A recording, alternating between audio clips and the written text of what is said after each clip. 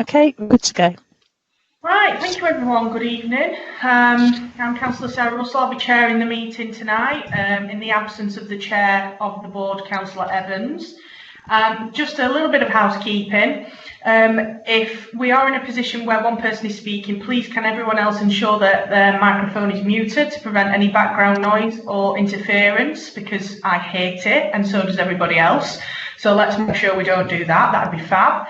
If anybody wishes to speak at any point, please use the chat function. I know how to use it, so I can monitor it, and it will be easier for everybody if we just use that and we don't talk over each other. That would be wonderful. So moving on to the agenda then, apologies. I know we obviously have Councillor Evans' apologies. Are there any other apologies, Karen, that we need to note? None that I'm aware of. Marvellous, thank you. As far as I'm aware, there are no late items to be introduced by me. That's right, isn't it, Karen? That's correct. Okay, does anyone wish to declare an interest in the meeting? I'll take silence as no, thank you.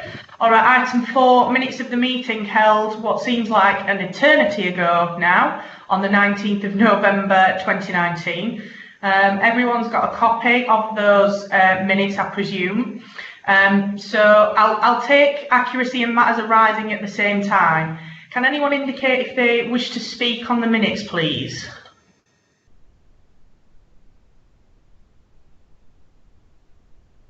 Okay, I would like to ask something about the minutes, if that's all right, Karen.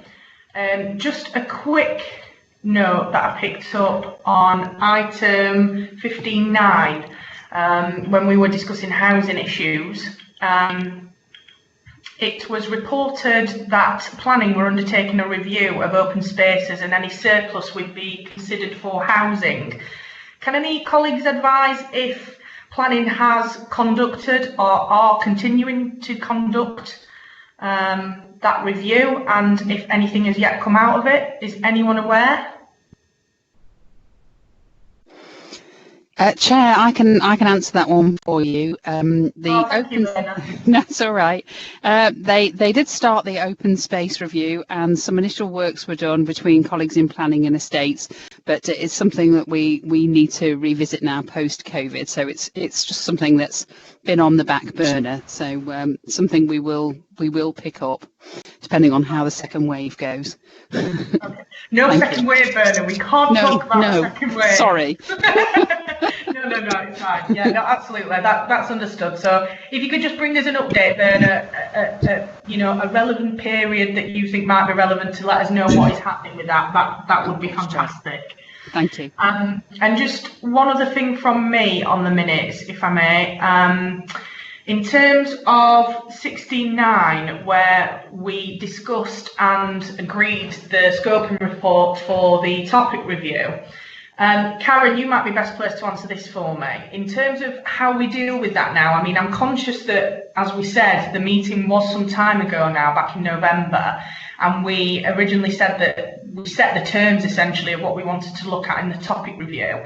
And I'm conscious that we haven't got anything on the agenda this evening in terms of the topic review. Will we cover that in item 7 to sort of decide how we move that along, or can you give us a bit of guidance on that, Karen? Yes, item 7 is the remit and the work programme, so that will be the appropriate time to discuss it, yes. I shall shut up and leave it till then. Thank you very much. Okay, I think that covers the minutes. Can the councillors in attendance please agree to those minutes?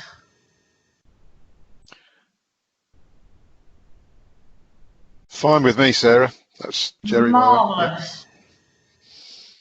Yeah, okay, Mike's using the chat function. Well done, Mike, thank you. Yeah, marvellous. Right, I think we're okay to move on in that event then. And reducing carbon emissions, I believe that's you, Andy. It is, thank you, Sarah. I think I came to this meeting, it seems almost an eternity, a long time ago, to talk about the D2EE project, the Derby and Derbyshire Energy Efficiency Project. And I promised to come back to tell you about the latest reincarnation of the project, which is a decarbonised project. So that's what I'm going to do in the next sort of 10-15 minutes. what I'm going to do is briefly talk you through the report that you've hopefully all read, and hopefully going to have that up on the screen in a minute. Then I'm going to update you on the latest performance figures for the project. And then finally, if the technology allows, fingers crossed, I'm going to show you a recent video that only lasts 5 minutes that we've recently commissioned, and it's I'm really impressed with the video, and it's to try and engage more Derby businesses in the project. So I want to finish off with that before I take any questions, if that's okay. So if I could have the report up on the screen. I mean, I can do it this end as well, but I've got loads of other things I've got open. So, Karen, are you able to do that? Is Yes. that okay? I'm trying to. Just give me a second. cheers, mate, thank you. No problem. No rush. I'll kick off while we're doing that. Yeah, thanks, Andy. So the decarbonised project is all about helping small businesses to reduce their carbon footprint, but also to save money at the same time. So, you know, dual benefits of helping the environment, but also keeping businesses as profitable as possible. Which when you think about where we are at the moment with the recession, a significant recession as well, that is even more important. Here we go. So Decarbonise really evolved from a previous project called Derby and Derbyshire Energy Efficiency Project, which finished, I think, in October last year. And because of that project, it was so successful, we managed to submit a change request, which is a really good thing to do, and it reduces the hassle of submitting a brand new application for European funding. So we managed to submit a change request to continue that project in a slightly different form, and I'll talk about that in a minute. But in terms of what we achieved with, can I get control of this screen somehow? No, Andy, Karen's got control, I think. I'm going to have to try and remember some of these things then. So in terms of what we, if you want to just go to the next page, Kelsey, if that's okay. That's it. So in terms of what we achieved for the previous project, it's gone. There we go. We engaged over 500 businesses, 168 grants were awarded, totaling nearly £1 million. And through those grants, the private sector, the businesses that we supported, also had to put some money into this. So again, over £1 million of private sector investment as leverage. Over 1,000 in almost 1,100 tonnes of carbon saved, and cost savings to businesses of about £350,000 per year. So all in all, it was a great project, and because of its success, and we also won a number of awards for the project, we were asked to submit a change request to continue it with further ERDF funding for another 3 years. So that change request went in the summer, and I think the new project started in October, November last year. And the main difference between the new project and this project, really, and both projects involve the same partners, that's the University of Derby and Derbyshire County Council. The main difference, really, is the scope, because now that's it, if you just hold it there, Cass, thank you, we can now support a greater array of interventions with businesses. So the last project was mainly energy efficiency. This one is energy efficiency plus things to do with transport, waste minimisation, you name it. If it's got an environmental goal to it in any way, we can support it. So basically what we do, our part of the project is to go in to businesses to run an energy review or an environmental review now with a business to identify how they can save money and help the environment at the same time, and then home in on anything that we think has got some cost benefits associated with it. And then we get the business, if there is an opportunity there, they fill in a simple grant application and it goes to a board, and if that board considers the cost savings are good enough, the business gets the money. So in terms of eligibility, I need to go to one of my screens now. Just to let you know about eligibility, we can support businesses with less than 250 employees with a turnover of less than £50 million. That's euros, actually, which is a lot of most businesses, in fact, in Derby and Derbyshire. They can't be owned by a larger company. They need to generate at least 50% of the income from trading. And with all EU projects, there's some sectors in this area that are excluded, and they're agriculture, finance, social welfare, health and social care and education. So the sort of businesses we look to support in this area are definitely manufacturing businesses, warehousing, large offices, some retail and some hospitality. So bearing in mind this new project, Decarbonise, only kicked off in sort of, I think it was October or November last year. At the moment, across Derby and Derbyshire, the project is engaging with 105 companies. And of those, 19 have had grants approved, 21 have had their grants and the works completed. So it is motoring again, and even with the recession, we're finding that really with this project and with the offer that's being made to businesses, this is really the only game in town, and I think it's going to become more and more important with the recession. We've got a team of four people that run the project. We've got a project manager, and we've got 3 project officers, and I've got to say they're an exemplar team. They're absolutely brilliant, and because this project has evolved out of previous projects, in terms of years ago we had a project called Bespoke, which was all about working with businesses in this area. Then we had Derby and Derbyshire Energy Efficiency, which ran for 3 years, which I've just spoken about, and then we're now with Decarbonise. So I think we've learned a lot over the years, and we've learned how to manage European projects efficiently. And I've got to say that, the team we've got at the moment know it all, and they are working so efficiently. They're so knowledgeable, and they're brilliant to work with. And I've got to say, and this is one of the projects that I sort of oversee, that gets me out of bed in the morning, because it's a high performing project. I'm working with brilliant people, and it's doing some great stuff. So I think that's all the magical ingredients you want.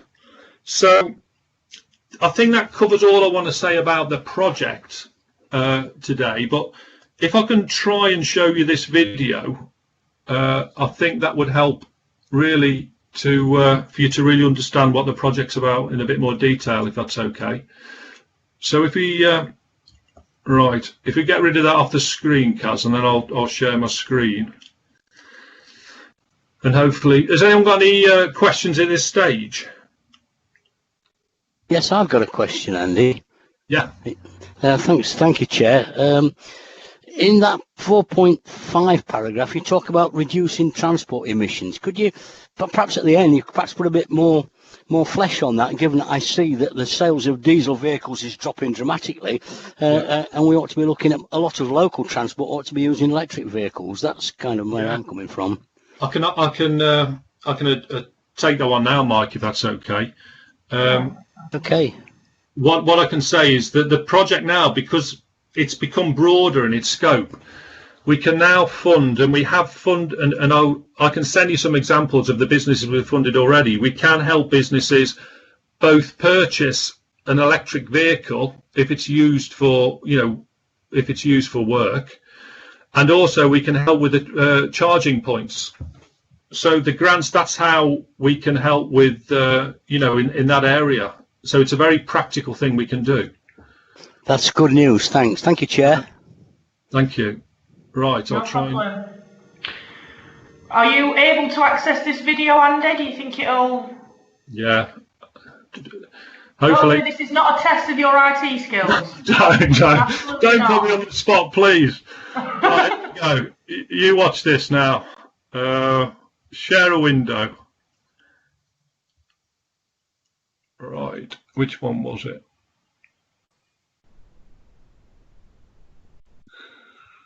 Not that one.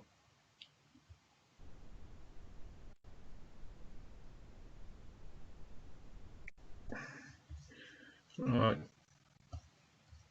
I'll tell you what.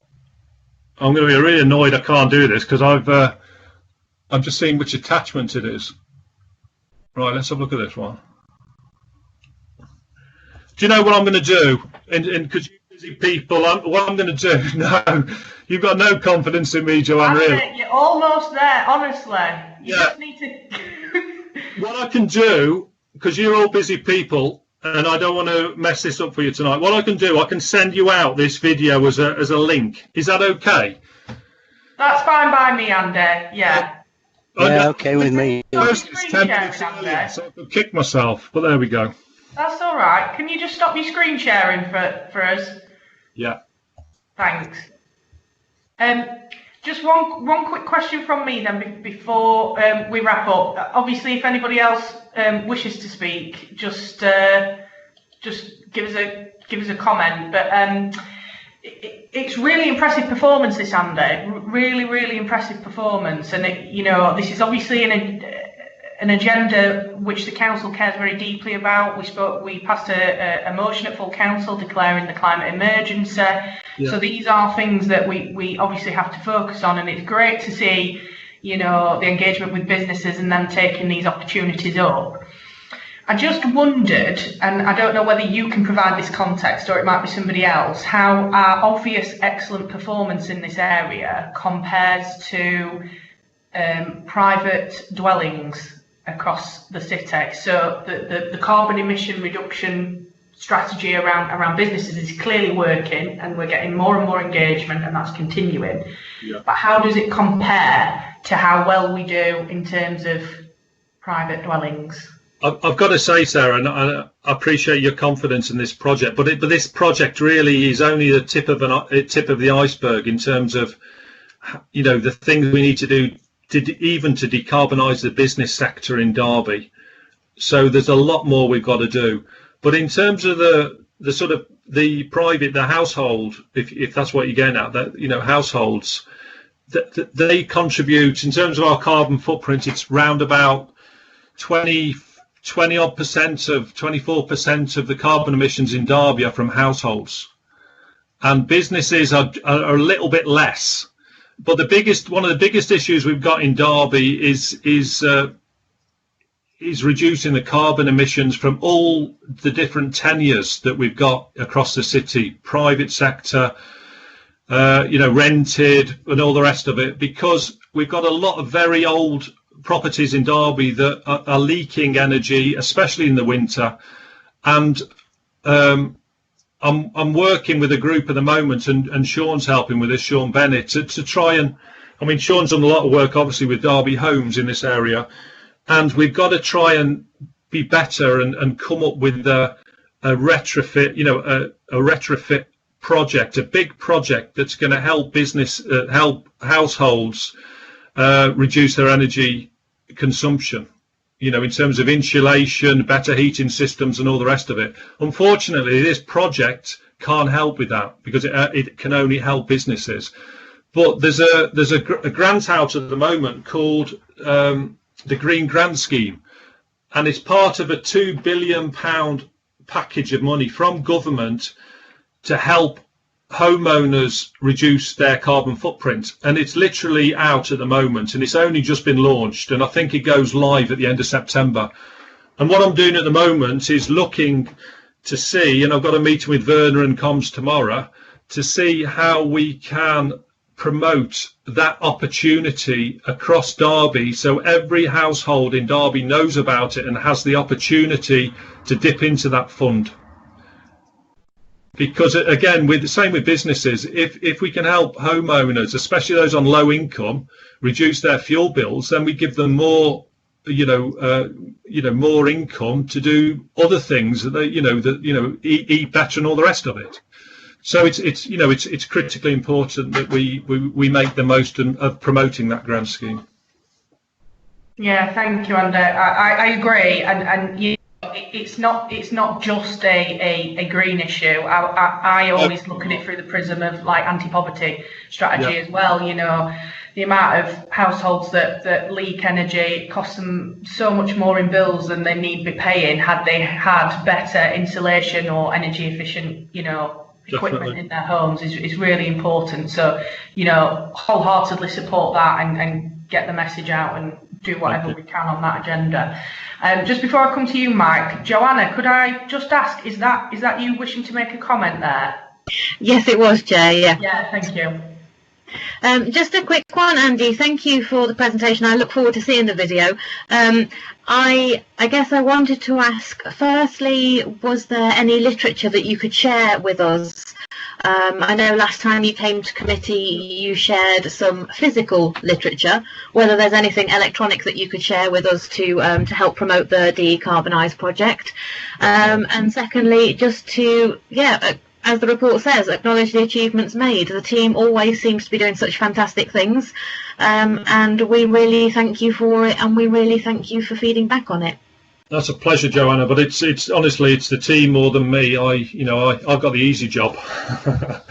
But in terms of literature, yeah, there's stuff we can send you definitely.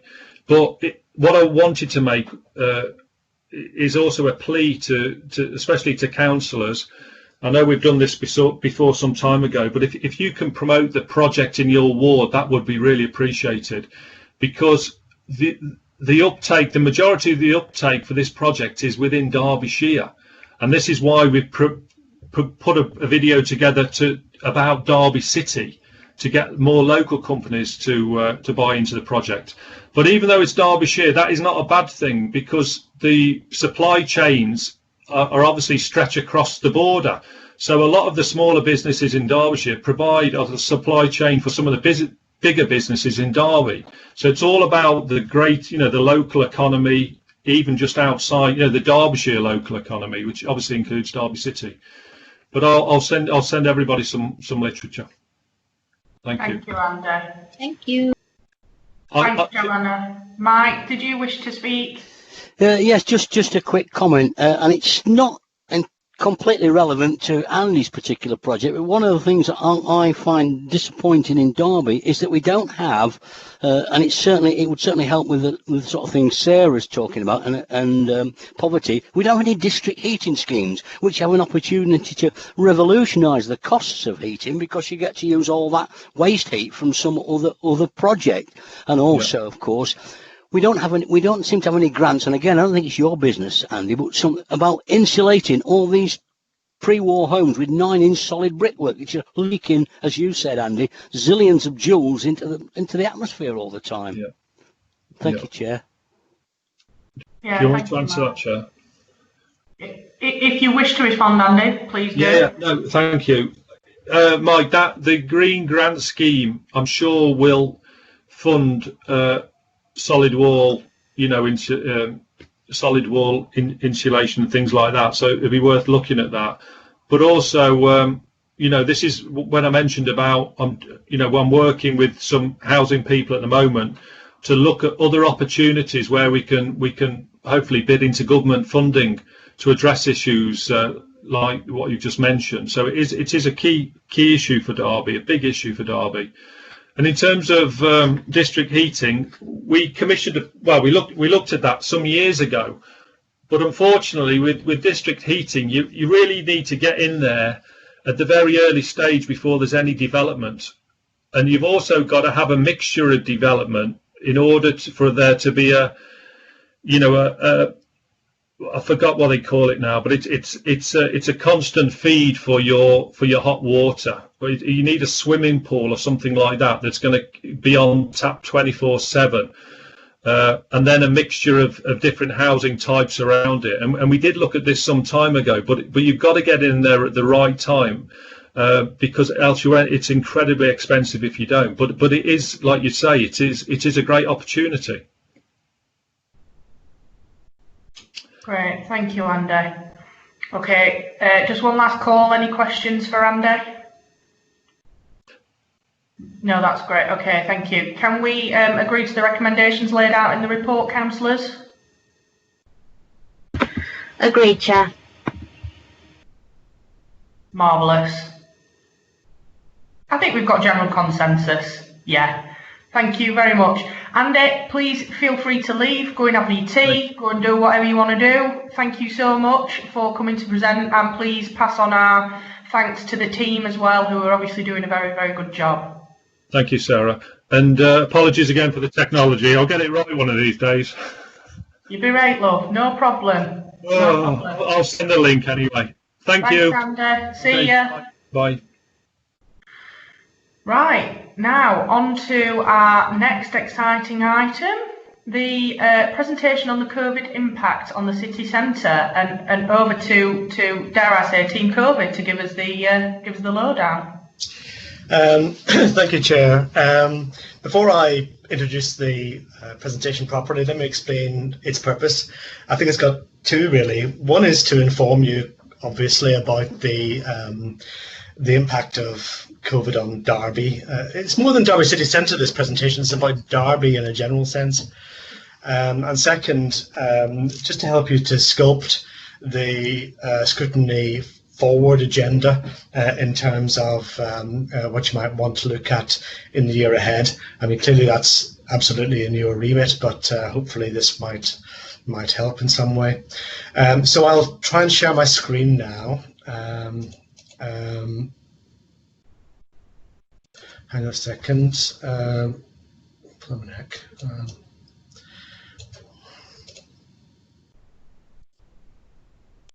Sorry, with me a second. Doesn't seem to be working.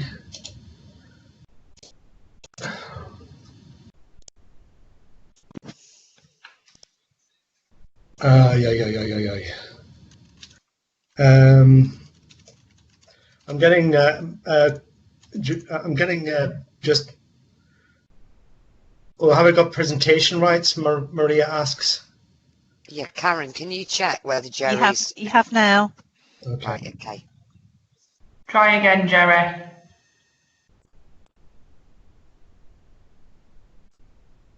We've lost Jerry. He'll be back. I'm confident he can do this. Here he is. Wow, it's going to work now. There we go. It was just needing the authority, Jerry, that's all. Just give it a second. Can you see that?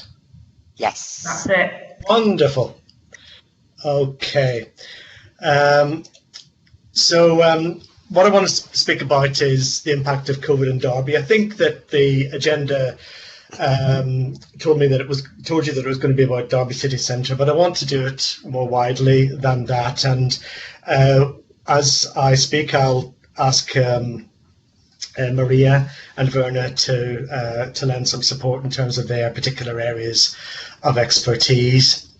Let me kick off with public health, which is clearly behind the whole thing. The bottom line in terms of this slide is that Derby's situation is kind of average in terms of cities.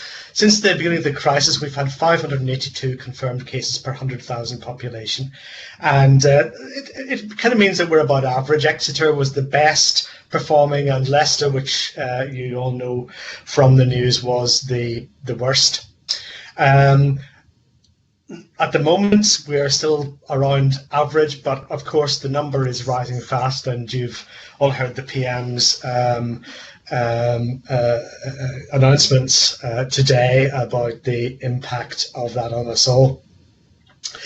But looking kind of a bit more about the vulnerability of Derby in health terms, some of the key criteria are, number one, what percentage of the population are elderly, and what is the average life expectancy, and finally, what about our performance as a city in terms of deaths from respiratory illnesses? And actually, we're about average again in city terms, and you should find that not as reassuring as it might be, but certainly quite reassuring. In economic terms, the situation is somewhat different. because, as you know, being most of you Derby citizens, Derby's economy is highly reliant on the manufacturing sector, and to a lesser extent on an overabundance within the city centre of retail, and in other places as well, like Pride Park. And this exposes it to quite a level of vulnerability, actually, particularly the aeronautics sector, Rolls-Royce and its supply chain. 9% of all jobs in the city are in aeronautics, and 38% of exporting jobs. And that exporting jobs are really important because it's exporting jobs that really bring money into a local economy, and they're the engines for growth. And of all the key cities in the UK, only two, Plymouth and Reading, have a higher reliance than Derby in terms of just one or two core sectors. So we're highly vulnerable as an economy. I'm going to show you a complicated looking graph now. Don't go mad, because I'll explain it to you. Okay, so the red on the dark red on the edge, and the pink on the right are sectors that are highly vulnerable or vulnerable. The green ones are okay. This is a cluttered graph, but you'll see that Derby is third down here. I hope you can see my arrow pointing. That means that Derby as a city is the third most vulnerable city in economic terms to the impact of the COVID crisis, second only to Crawley and to Luton.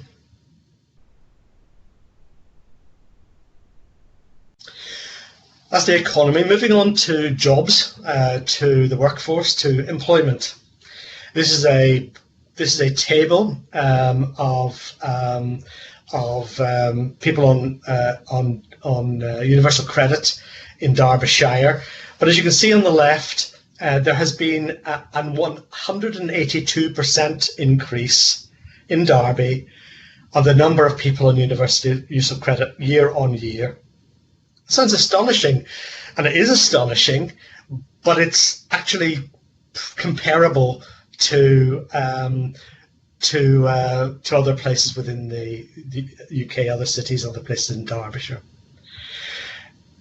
The problem with young people as a cohort is higher, is more extreme.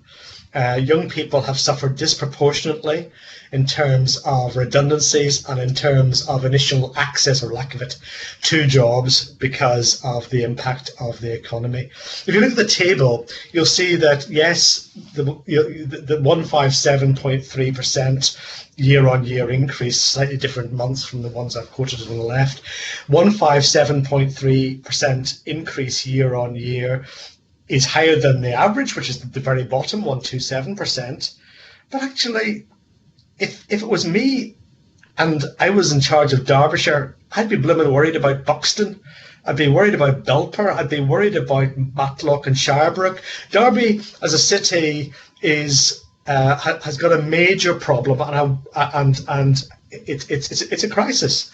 But in Derbyshire terms, it's the biggest city, and it's performing in a similar way to other cities. Having said that, our youth, the percentage of youth unemployment that exists now is higher than it probably ever was, and certainly higher than the UK average. And that's a massive change from what it was just last year. Moving on to the city centre. This is you probably all know, because you've read the news and various articles, that city centres throughout the UK are suffering from the impact of the internet and people shopping more on the internet, and from various other criteria. There's been lots of reports that have been written, and you can see that from just before the last recession in 2008, there's been a steady decline in the number of, or steady increase actually, the number of vacancies in Derby city centre. However, the impact of COVID has been staggering, no more so than any other city centre, but it's been staggering, and it's forecast to rise so that by Christmas time there could be 40 to 50% vacancy rate in Derby city centre of retail units, shops for you and me. Another little bit of a complicated graph, but this is good news, I suppose. The Centre for Cities did some work a wee while ago, and what they did was they measured recovery in terms of footfall and in terms of spend within city centres across the UK. We scored 93. What does that mean? Well, if you score 100, basically there's no difference between the situation now and the situation prior to COVID. So 100 is pre-COVID and 93 is Derby's score, which ain't bad actually at all. In terms of the spend index, it's not quite so good, but and you can see that during absolute lockdown it was miserably bad, and it's recovered slowly since. Of course, now that the PM has made the announcements that he has made in response to an exponentially increasing infection rate, so that graph will dip again, as will all graphs in all city centres in the UK. This graph shows the number of people in the city centre at weekends, and you can see that Derby doesn't score quite so well in this respect. 62% of pre-lockdown. And finally, the nighttime index, where it scores very badly. Well, not as badly as some places, but not well. 43% of the pre-COVID average, and you can see that prior to the current situation, it was increasing only relatively slowly. And this table compares us with our neighbouring city centres, competitors. I don't really mind what you call them, but you can see that Derby's position is in crisis, as it is in every city centre in the UK, with the exception of a few, like Blackpool has done quite well. London has done terribly badly. Hull has done quite well. Stoke-on-Trent has done not bad, albeit from a relatively low base. And we're certainly outpacing our nearest city neighbour of Nottingham, which has a recovery index of 59% compared with our 93%. So that's the city centre. I want to pass over now to Maria. Maria, could you talk us through the housing issues? Yeah, I mean, we're going to try and keep this brief, but I just want to give you a summary, really, of the key impacts of COVID on housing and our responsibilities around homelessness and rough sleeping. A lot of you will be aware that we all had extra pressures on us to try to ensure that no one had to sleep on the streets. And in Derby, we helped over 200 individuals between start of April and the end of August. We used a hotel on Pride Park, as you all know, and there was 140 of those 200 individuals that were accommodated at that hotel during the 3-month period that we used it. But 200 plus people, I think it gives you an idea of the trail and the... I always kind of think of rough sleeping as a wheel. It just keeps turning as people move into accommodation. Unfortunately, it's inevitable that there's always people that follow behind. We've seen a massive reduction in housing mobility. General needs and sheltered housing allocations were suspended between April and September. 2 reasons for that. Obviously, the encouragement through the stay-at-home policy meant that moving house was almost impossible. But equally, we had to use properties for temporary accommodation during that period. As Jerry's already covered, we're seeing massive increases in UC claims, and I don't think I need to go into detail of that, but obviously a lot of our tenants in social housing are people who have been in the jobs that are now most affected in retail and hospitality, and we are going to see a big impact. Housemark are the national group who do benchmarking, and we're returning figures to Housemark on a monthly basis, and at the moment we're predicting a £500,000 increase in current rent arrears for this financial year.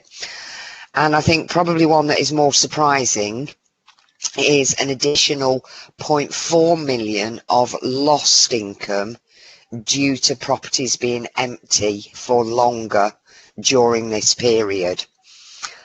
Another one, I think we've all heard about the concerns about domestic abuse and violence in the home increasing, but we've seen an 89% increase in the city in reported domestic abuse and domestic violence. And I stress reported because I think we're going to see that figure go higher, because there will inevitably be a lot that isn't reported. An impact that we've not seen yet, but we are anticipating, is the impact in the private rented sector. Private landlords, just the same as local authorities, have been unable to take possession action against tenants who failed to pay their rent. The stay on possessions, whilst it's been a very welcomed and sensible protection for renters during this period, will at some point come to an end, and I can only anticipate a surge in activity and additional presentations from individuals and families faced with homelessness. And I think we've got to also be open-minded that is going to affect certain sectors within the owner-occupied market. Mortgage holidays are just that, a holiday. And there will become a point where mortgage lenders are expecting people to start repaying. And again, because of the nature of some of the significant employment areas in the city, that again is going to cause people some difficulties. Another consequence that we're just going into now, it's frightening really, isn't it? You think that summer's gone and we're now into the severe weather provision. Normally, Derby is supported by a fantastic network that's operated across the churches in the city, providing hostels for people to stay off the streets. COVID prevents the use of shared accommodation. Hostels can't be made so COVID secure. So we have had to react very quickly in looking at self-contained COVID safe provision for people that otherwise would have been accommodated in the night shelters. So there's some key things there affecting the statutory duties that we've got as a local authority, but also the wider housing demands across the city. Okay, thanks, Maria. Okay. Okay, so those are the issues. If those issues aren't sobering, I don't know what is. None of us could have predicted anything like the statistics that we're sharing with you tonight. But we have taken a view that we need to fight for our city, and accordingly, we've developed an approach to addressing many of these issues that is divided into 3 points, really. One is about the maintenance of confidence in the city as a whole and in the city centre. And you can see that that's broken down into confidence amongst businesses, investors, consumers, and displaced workers is code for people who have been made redundant or no longer have work for some other reason. Diversity into we've got an economy that is highly reliant on 3 excellent employers. But we know that for different reasons, those employers have had to take decisions about employment and about retrenchment that we wouldn't have wanted and they wouldn't have wanted. And we therefore need to diversify into new sectors, ideally ones that are low carbon. We need to diversify our business and employment base, and we need to diversify our city centre economy. I'll come on to that in a moment. I'm not going to labour the next point because this critical point has been discussed a wee bit earlier, decarbonisation in terms of homes and communities, in terms of transport options, and in terms of industry, of course, as well. So this is our general approach. And really, we've staged it in 3 steps. But looking back on it, it's almost a cycle, unfortunately. Restart, revive, renew. But we've now got another spike, so actually we might have to cycle back to revive and renew. Anyway, restart, we've done that. We may need to revisit it. Revive, once again, we may need to revisit it. Some of these things will happen, but some of them we may need to revisit. So we'll certainly press ahead with planned investments. I've listed the ones you're very familiar with there. We'll revive through things like the City Centre Experience Programme, but we may have to retrench a bit as well because these things need to be safe.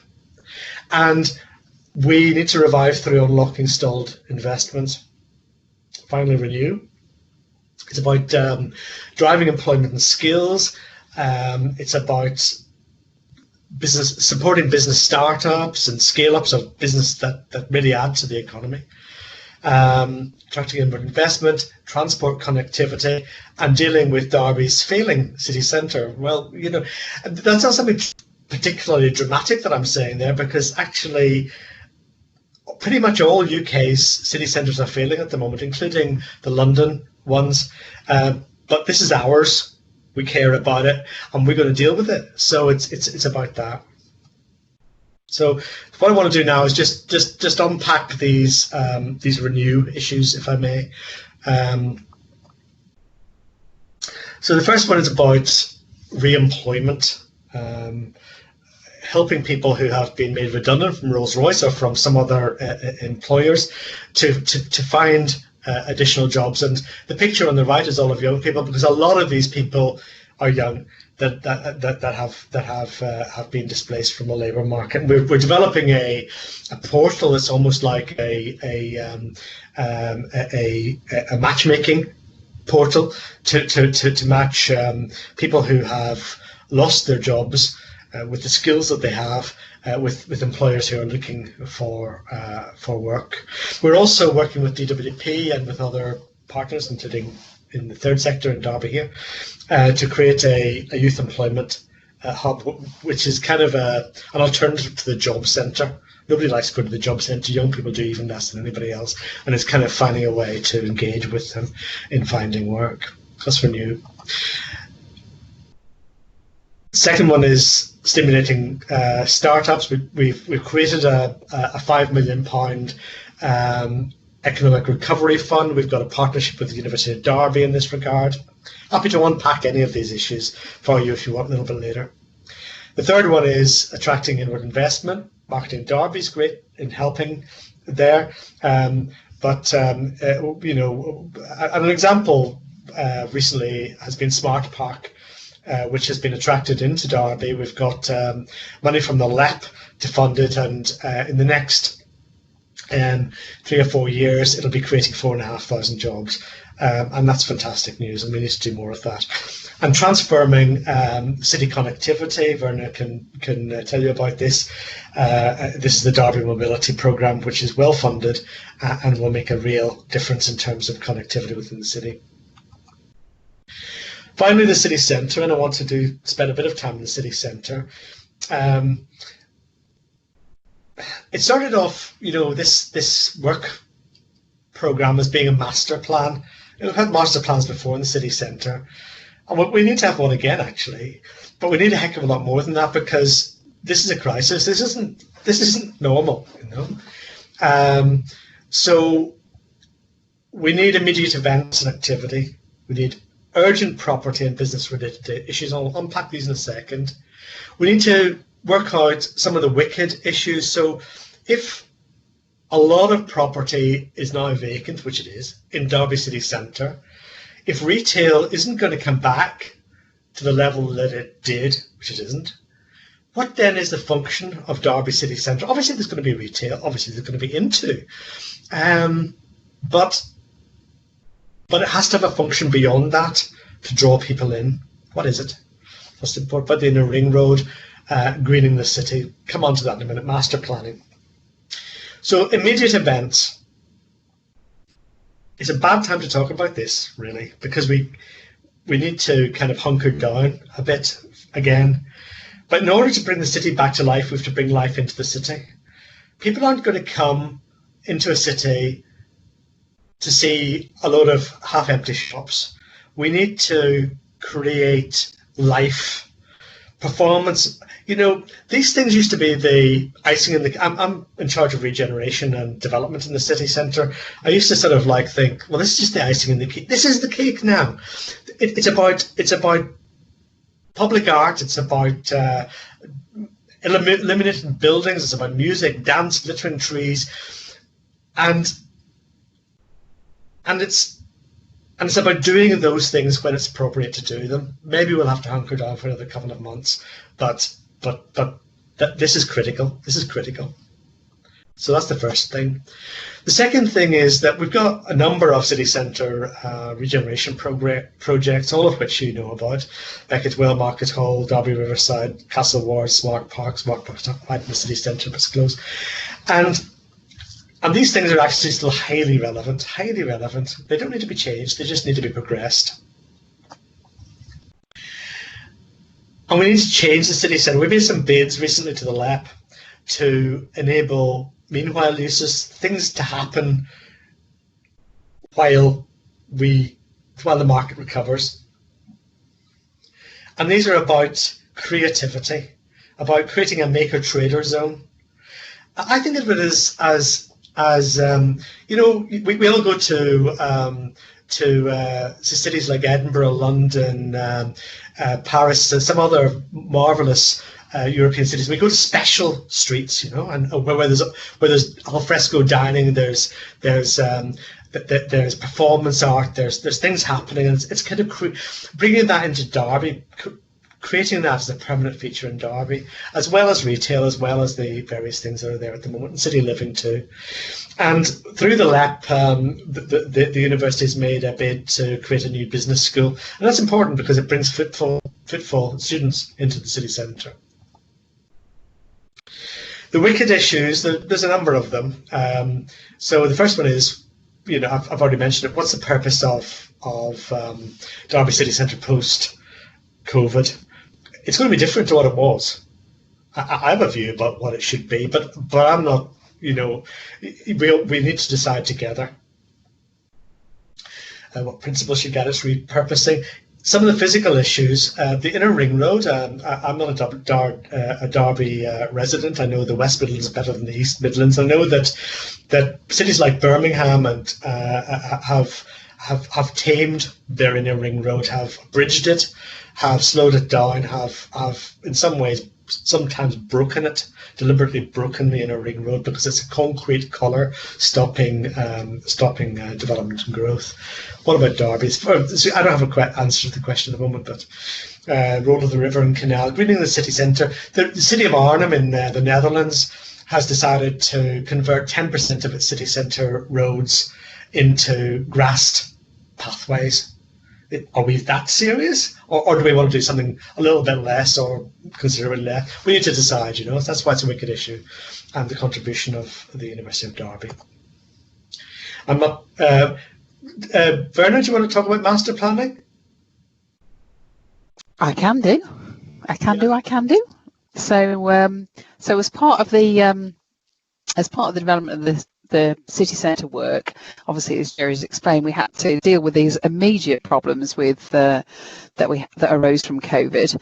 But what it also became very clear is that we need to look at the city centre collectively. We need to understand what we want from a city centre, not just what the buildings will be and the different sites, what it will feel like, what the experience of being in the city centre will be in the future. Because I think we all feel that it's still got to be a funky place that people want to hang out. That's what we want in our city centre.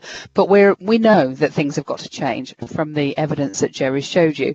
So what we want to do is work on a master plan. So look at the city centre as a whole and really conceive it as a place we want to be in.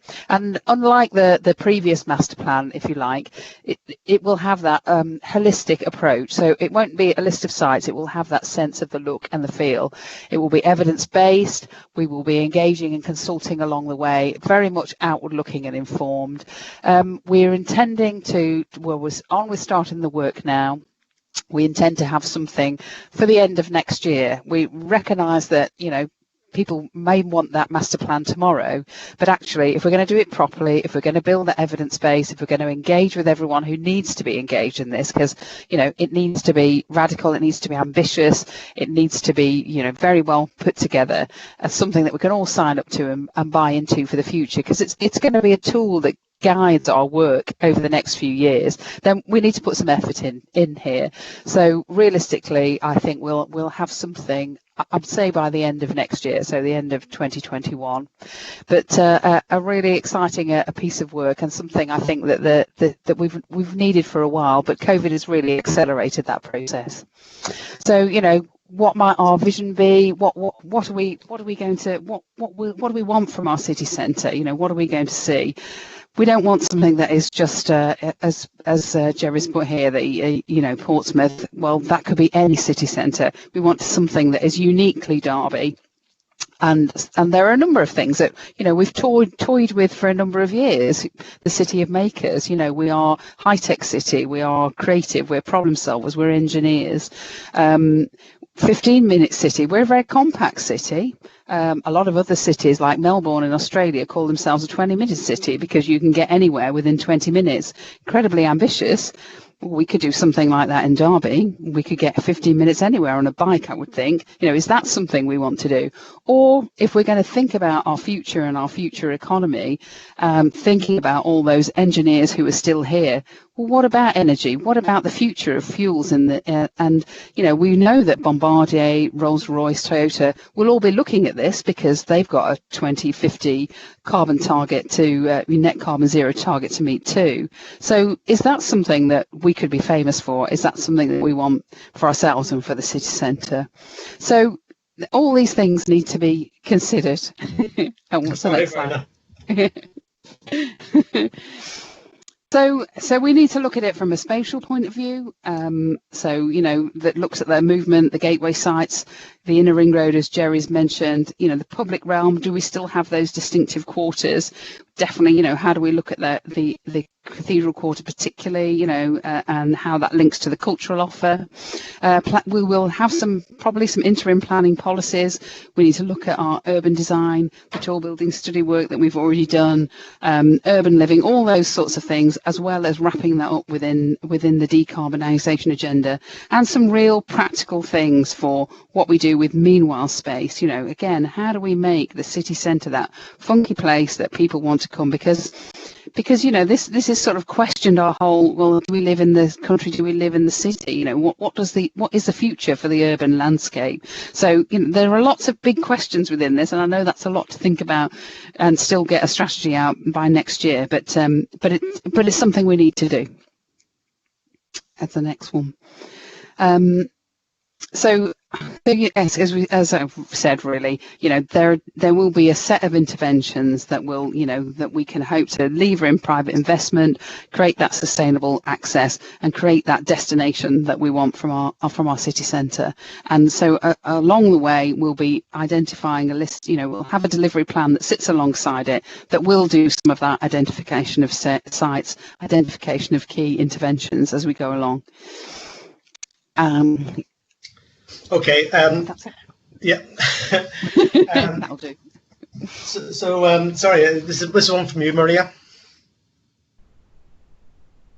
Sorry, I was muted. Right, what are we up to in housing at the moment? Obviously, meeting housing demand is one of the things that we are focusing on very, very heavily. And meeting housing demand doesn't necessarily always mean finding new housing, but it means working with landlords and tenants in the private rented sector to try to keep them in that accommodation. What are you doing to me, Jerry? Oh, sorry. So I forgot that I was sharing my screen. You were testing my memory, weren't you? Then? I was, absolutely. Over the next few weeks, what you can expect to see is quite an aggressive and active communication campaign that's going to go out to private sector landlords, asking them to contact us before they start taking possession action, but equally reaching out to private tenants as well, to talk to us, to see what we can do to try and keep them in their homes, because I think we all know that by preventing homelessness, it prevents a downward spiral in all aspects of life. We're also doing some really exciting work at the moment, exploring the possibilities for how we at Derby Homes might be able to put a scheme together to support owner-occupiers who are at risk of losing their homes. It's very early and there's very little detail yet that I'm in a position to share. But legally, it looks like it is all possible. It's just about working through some examples and looking at what sort of a scope we could aim for. Not the same as, but not dissimilar to previous mortgage rescue packages that have been put together. But again, with the whole aim of keeping people in their homes. Yes, we need to increase our stock because the demand, even before COVID, was far racing ahead of the supply. And we're investing heavily in new homes. We have colleagues in housing strategy that are all over the market at the moment, looking at homes that are up for sale, but the market is slow. He's really testing me. A new build, again, we're still very, very ambitious. We are active, we are back on site, but let's just be realistic. Building new homes takes time and it needs sites. And I think we all know Derby pretty well, and we haven't got masses of sites just waiting to be built out. So it is going to take us time. On top of everything that COVID is throwing at us, there are still some massive things around safety. Let's not forget that the Building Safety Bill has been hovering around in the Houses of Parliament now for probably too long. It was first nudged out by Brexit, and now obviously people have had to turn to saving lives over the last 6 months or so.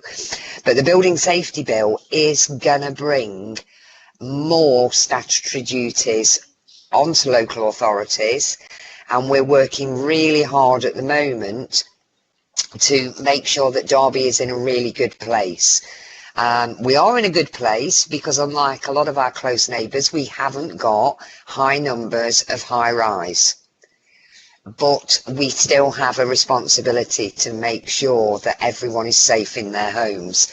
And we have got a lot of low-rise flats, which have got communal areas, fire doors, and all of that is going to need to be built into our forward planning.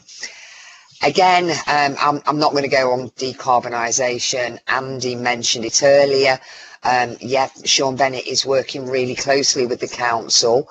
We're doing an awful lot around energy efficiency.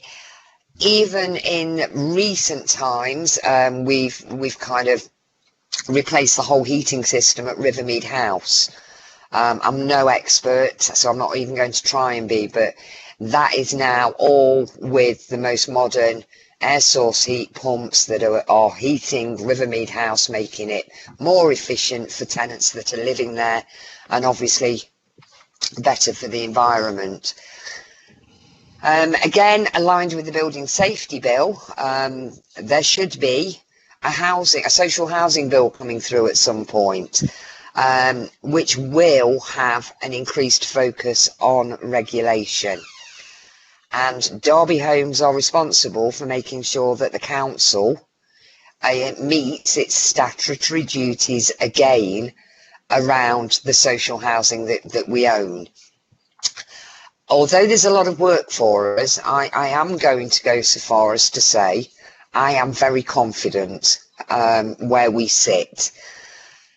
So we just need to keep working on that and just make sure that we stay where we need to be on regulation.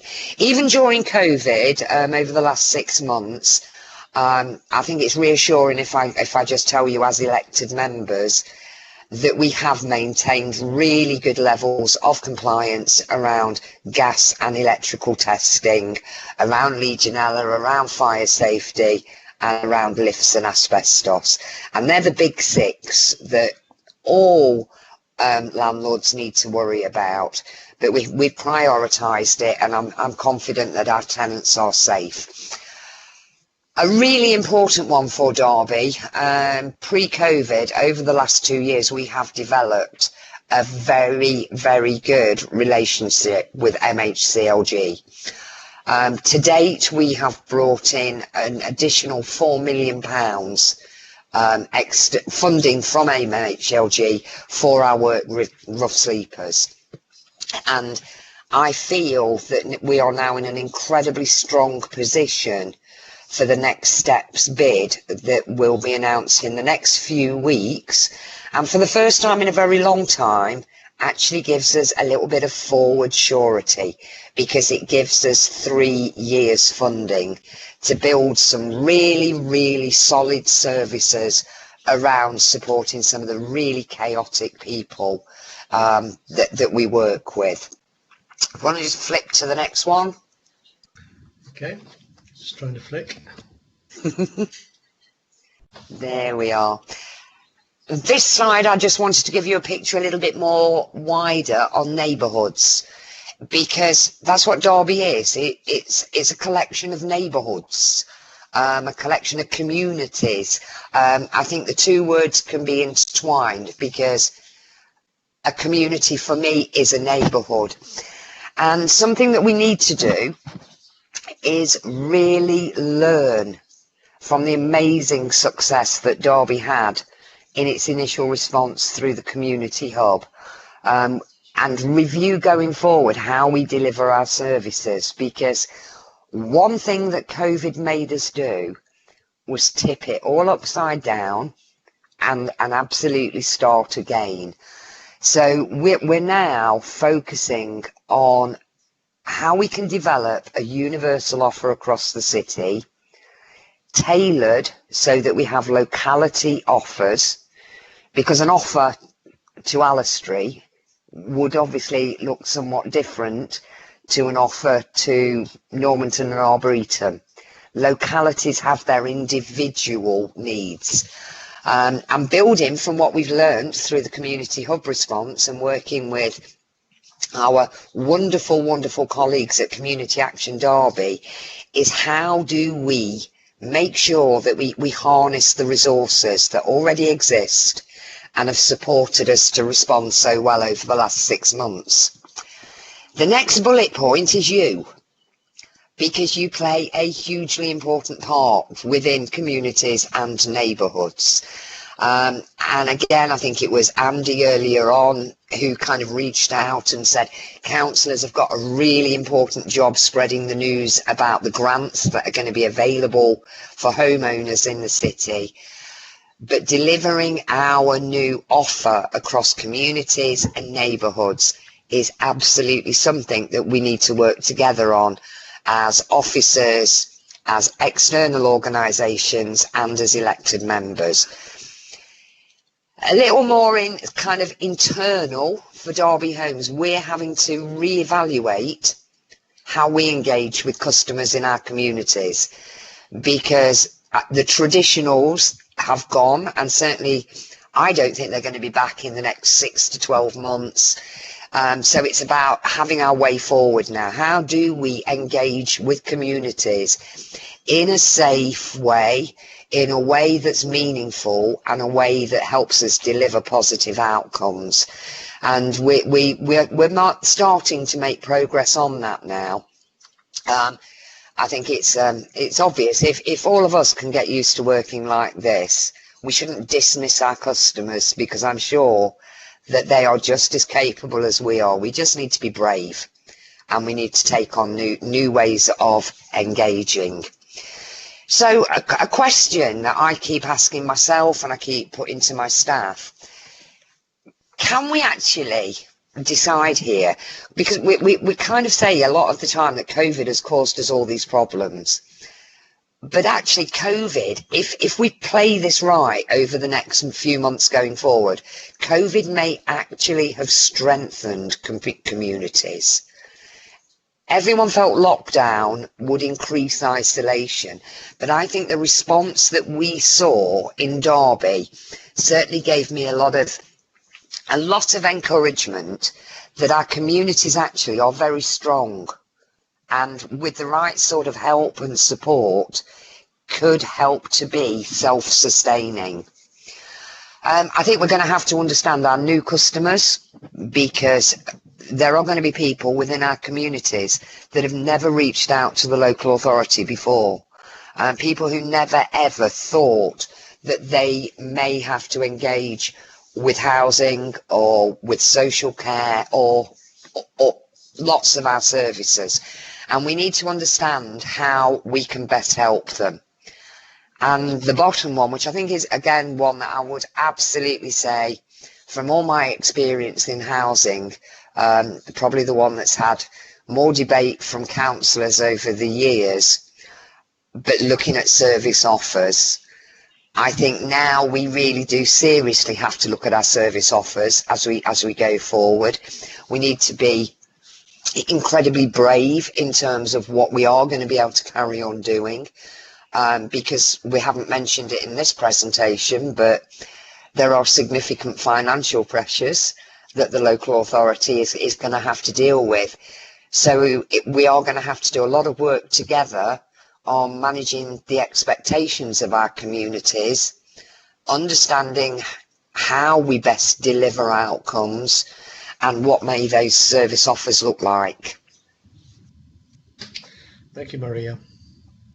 Actually, before I just go on to the last slide, just let me summarize. We've shared with you the impact of COVID on the economy. We've shared with you the relative resilience of Derby City Council in terms of public health. We've shared with you the impact on jobs, which is severe. Talked a little bit, well, quite a lot actually, about the city centre, and a lot more about neighbourhoods. Sharing with you not just the impact of COVID on the city centre and on neighbourhoods, but also our immediate response to that and what our planned response might be. I said at the very beginning when I introduced this presentation that it was for two purposes. One was to inform you, and the second is to just give you some thoughts about lines of questioning, lines of scrutiny that you might embark upon in the future. It is not our business to direct you in this regard, but we can just give you some thoughts because I know that I think it's your next agenda item. It is to develop a forward program. So these are some of the questions that are obvious. There may be some more that haven't occurred to me that are better, but the robustness of our economic planning and its implementation. What about our re-employment support, the stimulation of startups, inward investment? How is that a solid and sustainable response? City connectivity and Derby Connect. What about our response to reinventing the city centre? Is that appropriate? Is it scalable? Is it of sufficient size? And finally, the issues that Maria has just been articulating around housing and neighbourhoods, which are at least equally as important as the rest, because that's about our citizens and how they live. So those are some thoughts. Anyway, that's enough from us. I'll try my best to get back on board and stop sharing. Happy to take any questions. Well, I can speak, I think, for the three of us in saying that we're happy to take any questions you might have. Wow. I mean, wow. There was so much stuff in there. Thank you all for a very, very detailed look at what is going on. Startling, concerning, engaging, but hopeful. I think that's important as well to say, we can talk about these issues and understand them, and future planning on how to do that is crucial, in my view, to get an understanding of how we move forward collectively. I'm sure there are a lot of questions. I've got a few and a few comments, but I'll open it up to other councillors first if anybody wishes to ask any questions or contribute.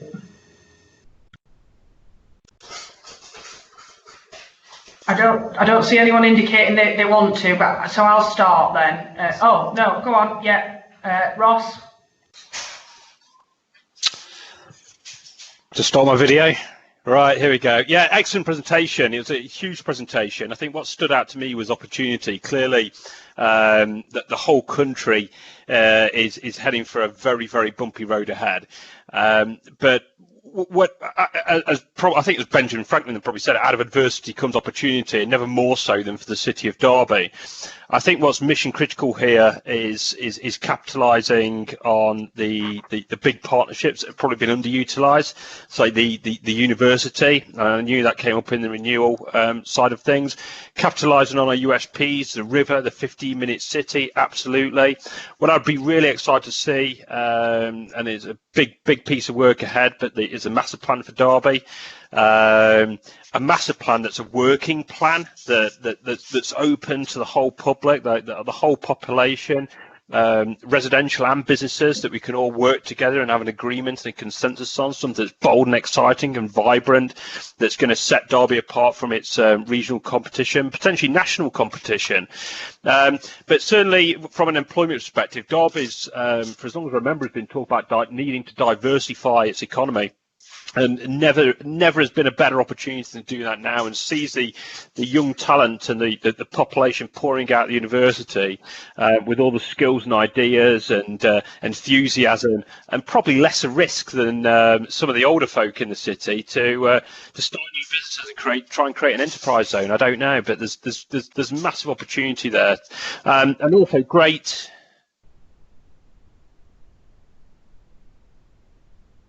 Okay, we've lost Ross, so I'm going to just continue. Hopefully he can reconnect, but to ensure we don't lose time. Joanna? Thanks, Chair. I think he's had some problems in other meetings being able to dial in, so this was pretty good, actually. I think the first comment is to say thank you, all of you. This is probably one of the best presentations I have seen in 5 years of different strands of different departments coming together and making a really clear presentation to us as a scrutiny committee. And I think, Maria, it's as you said, it's that sort of coming together of community, so that COVID, whilst it's destroyed a lot of things, it's made us all throw everything up in the air and bring together the important things and run with them. And I think it's really, really evident to see. And at a time when we as a city really need this, it's really good to see a really joined up approach to things. I don't really have any questions. There was an awful lot of information which I think I'll probably go away and think about for a little while. But realistically, I think there are things that were talked about in the presentation that we need to make sure go into our topic review and work programme for the year ahead, because some of these things are things that we should have talked about in the last year, and we lost half our year on the committee because of COVID, and we lost the meeting that we should have had, I think, back in June. That's what this is for. So it was just to say thank you, really, for working together so well and presenting such a lot of information so well to us all. I see Jerry's commented, which you'll all see, but yes, it is. It's great to see that it's not all doom and gloom, that there are some really positive things happening. So thank you. Thank you, Chair.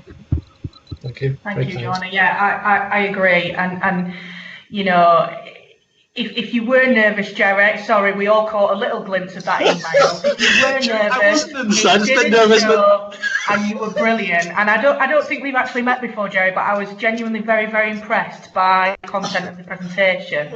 And I think Joanna was absolutely right in that, you know, the amazing amount of work that's clearly gone into that, and the thought process behind it was very, very good.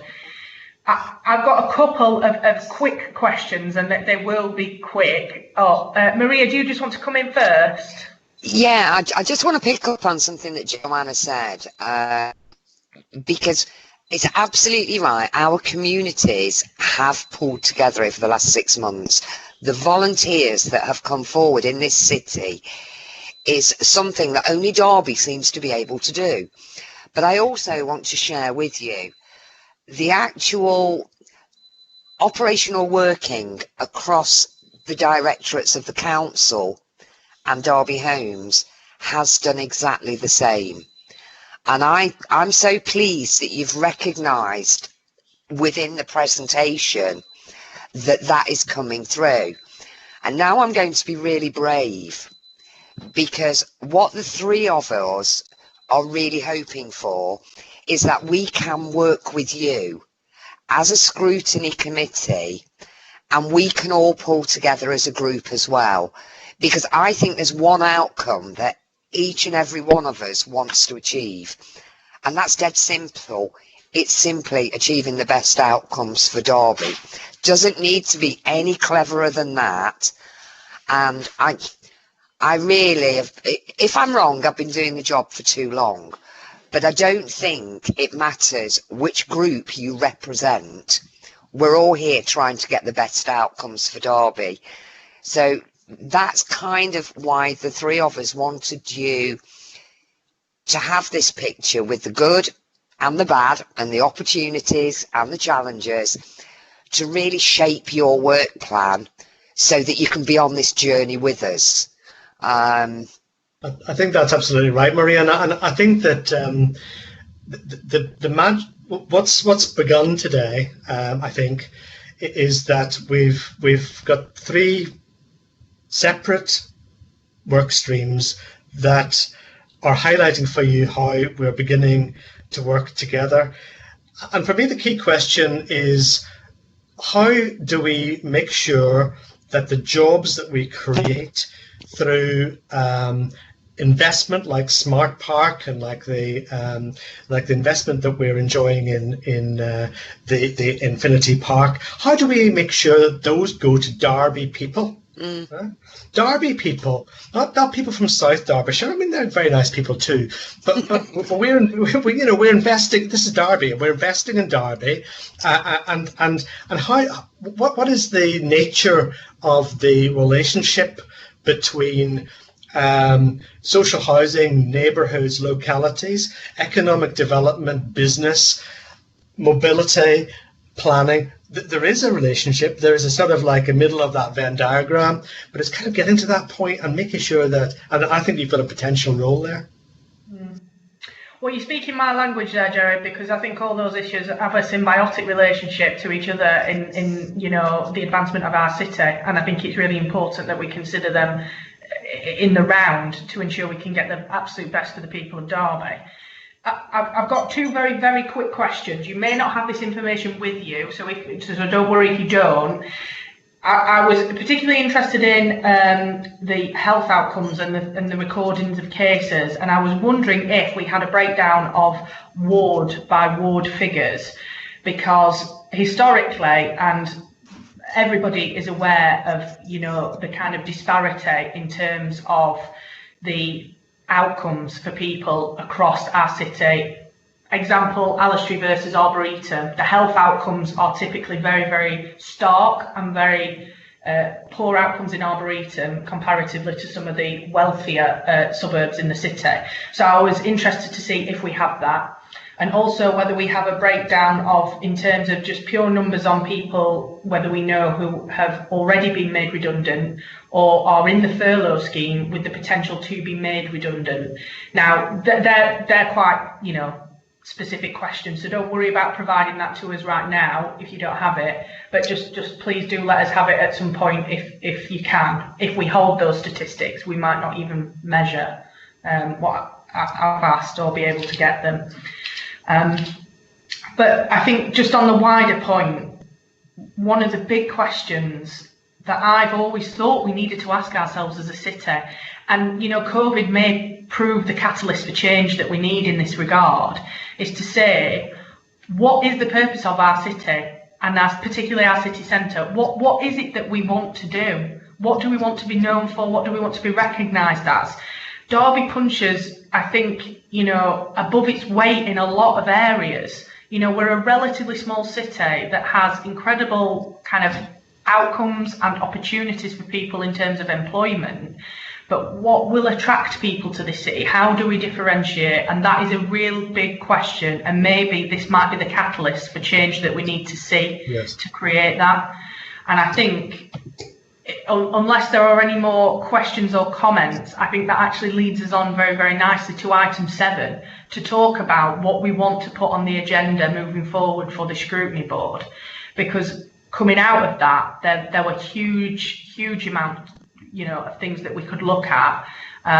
Clearly, because there's a huge amount of stuff, we won't have the opportunity to scrutinise every element. But, I think there's a lot to be considered there. Now, Joanna, I know you wanted to comment on item 7. Do you want to kick off on that?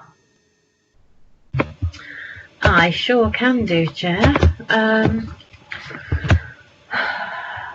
So I think some of the items that were on the work programme for the beginning of this year, so for January and March's meetings, were transport options in the south of the city, the Housing Infrastructure Fund, the City Centre Master Plan, which I appreciate we've started to cover tonight, but obviously, and as Ross had asked for, that needs to be a living document.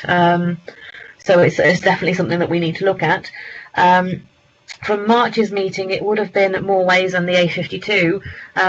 More ways is something I'm particularly interested to see brought to us, because it was also on the agenda for March 2019. This is something that has been on the agenda for a long time.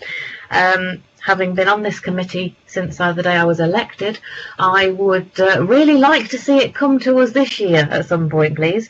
Assembly rooms, I guess, comes under the City Centre Master Plan. And also the topic review that we had done on housing or that we've started to look into on housing that I know some of the people on here were involved in, I think we really need to pick up. I mean, my suggestion would have been, Chair, that we basically carry on with last year's work programme and topic review, because we lost half of last year and we're basically only getting half of this year. Obviously, we need to add in something for COVID. However, that gets sort of looked at for our particular scrutiny board. But obviously, it does cover everything. And I think there's been some really good work been done, as the last presentation has shown us. How we get that presented back to us sort of going forwards, I'm not quite sure, but that would be my suggestion.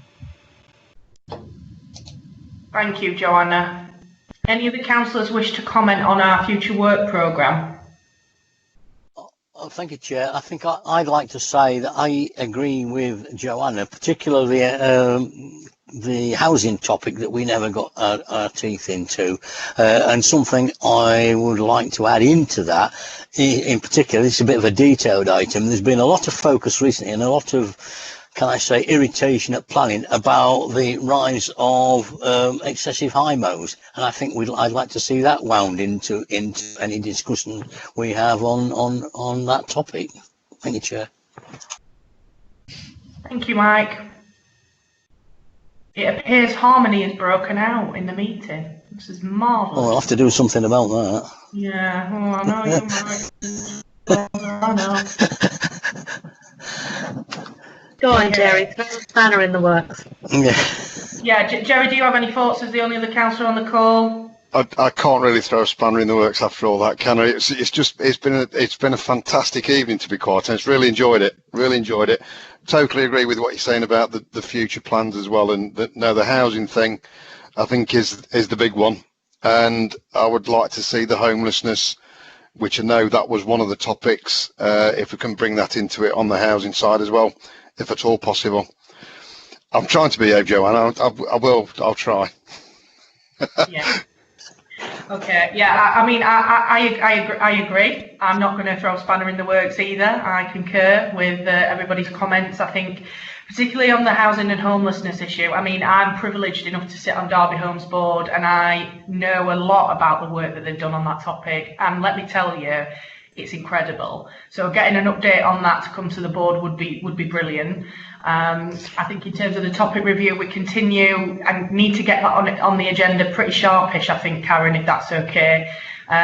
Agree with Joanna in terms of getting on the old topics that we were supposed to be getting updates on is going to prove important. But I think an update perhaps on the work that Jerry's doing, perhaps not the next meeting, perhaps the one after, or perhaps even the one after that, given the amount of time that might be needed to make any sort of secure progress on those things. But I mean, is that okay, Karen? Have you got an idea of what the board would like to see as a result of that conversation? I have. What would you particularly like at the next meeting? Bear in mind it's only a month away. I was going to say I'm conscious, and I don't want to be unduly burdensome to our officer colleagues. But I mean, some of the things that were previously on the work plan, you would think and hope may already be in the pipeline. So, I mean, to be helpful, we should probably go for things that we previously had on the work programme that were due to be delivered to us in January 2020. Thank you, Councillor West, because I presume they would be easier to pull together. I do want to be helpful. I don't want to be overburdensome, but clearly we do have a meeting in a month, so we need something that's going to be relevant to the previous work programme, I would suggest. Chair, could Karen perhaps just refresh us on those items on the January 20 agenda? Right, just give me... I'm sure she can. Karen is superwoman, but she can do everything. Not too much pressure. It's all right, Karen. Right.